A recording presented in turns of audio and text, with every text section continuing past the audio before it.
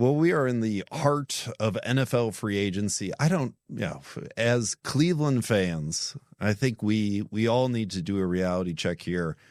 NFL free agency has been a lot of fun, but the Cavs are in the midst of a historic season, an incredible winning streak that they're going through right now, and this could shape up to be one of the best Cavs teams that we've ever seen in Cleveland.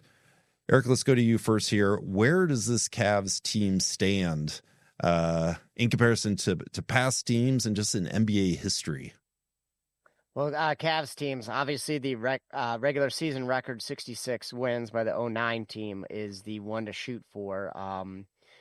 They're 55-10, so they need do the math, 12 more wins. So 12-5. I think that's feasible. I don't know if that's what they're shooting for. If they can lock up the number one overall seed, that's perfect. Obviously, the way to be the best Cavs team, or at least tie for it, is to win 16 games in the postseason.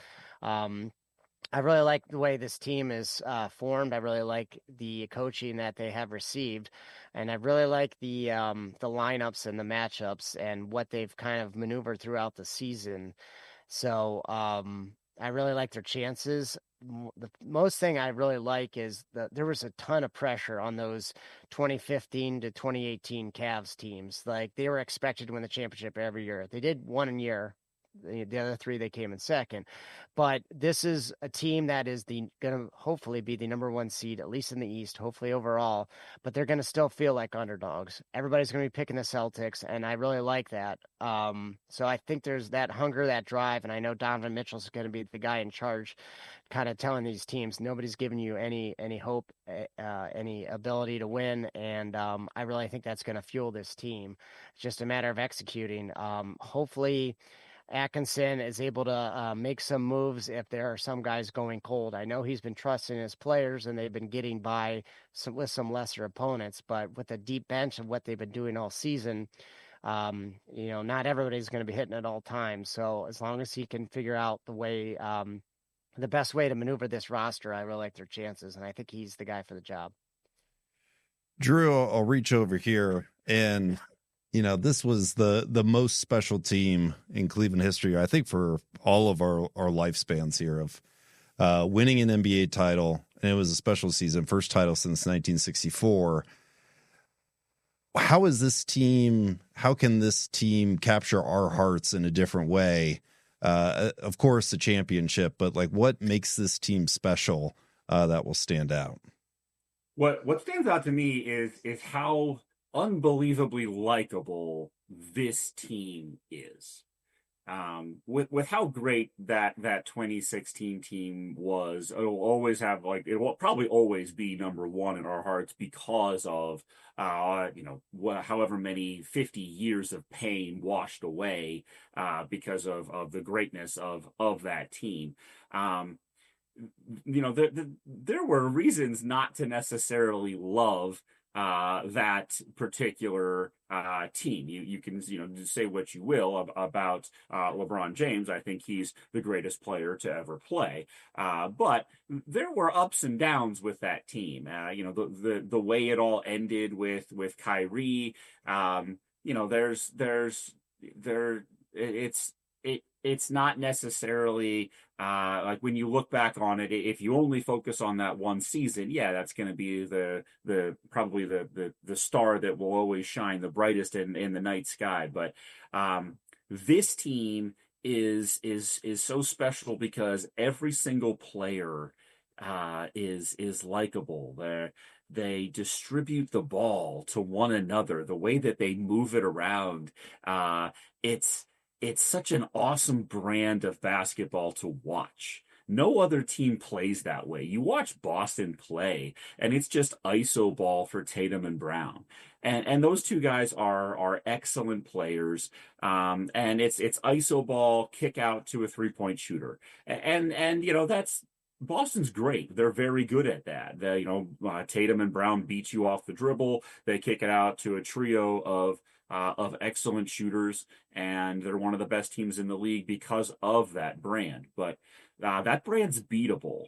It's easy to look at these Cavs and say, that they allow themselves to get to these first half deficits, and if you do that against the Celtics, you're not going to win. Well, it was 23-3 the last time they played, or 22-3, and the Cavs came all the way back and won that game too. So what I think is coolest about this team is just the way that they play, the way they distribute it. You never know who's going to have the ball. You never know who's going to shoot it. You never know where it's going to come from. But whenever they need an answer, there's so many different people who can give you that answer, from role players to stars, big men and guards. There's always an answer on the floor for this Cavs team.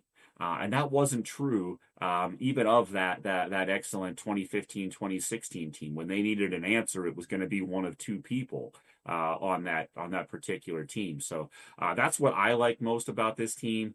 They're 55-10. They in absurd fashion that they have clinched the Central Division as of March 11th. That is like, that's got to be close to a record, if it's not one. DeAndre Hunter's been great for them. Pat myself on the back for that one. Told you so.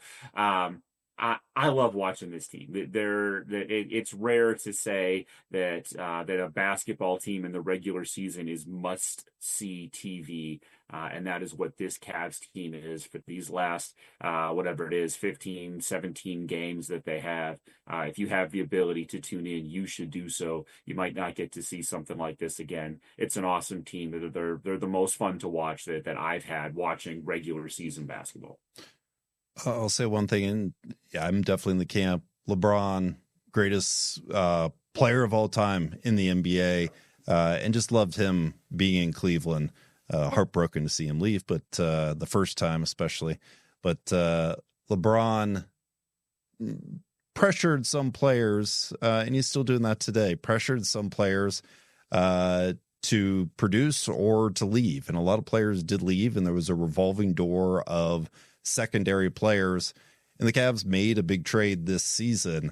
I think the one thing that I don't remember with LeBron or some of those leaders on the Cavs team, I heard from Donovan Mitchell, which I thought was really cool, in one of his recent post-game interviews, of like shouting out George Niang and Karis LeVert and be like, this was part of why this team was so great. Everyone contributing to the overall team, and to like give that shout out to players who got traded away and don't get to be on this playoff run with the Cavs. I think that was very cool of Donovan. It goes to that likability of everyone likes these Cavaliers, from top to bottom. There's just a lot of players that are going to continue to grow on us. Challenges in the past playoffs. It hasn't been easy so far, but this team looks, in great position for a very exciting playoff run. Go Cavs! Go Cavs!